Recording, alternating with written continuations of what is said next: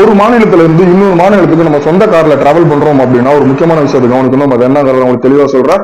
கேரளால இருந்து கர்நாடகாவுக்கு ஒரு 4 ஃப்ரெண்ட்ஸ் அவனுடைய சொந்த கார்ல போயிருக்காங்க.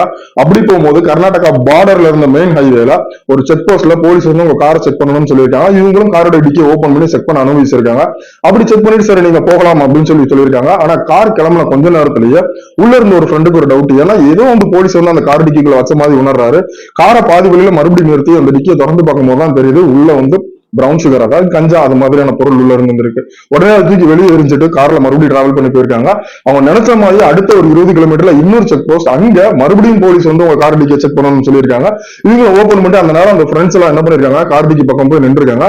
ஆனா உள்ள ஏதோ ஒரு பர்பஸ்ஃபுல்லா தேடுற மாதிரி அந்த போலீஸ் தேடி இருந்திருக்காங்க. ரொம்ப நேரம் ஆனதுக்கு அப்புறம் இந்த ஃப்ரெண்ட்ஸ் வந்து ஏதாவது ப்ராப்ளம் ஆஃபீஸர் அப்படின்னு இல்ல ஒண்ணு இல்ல நீங்க போகலாம் அப்படின்னு இருந்திருக்காங்க. உடனே இந்த தகவல் கேரளா போலீஸோட காது கேட்டி இருக்கு.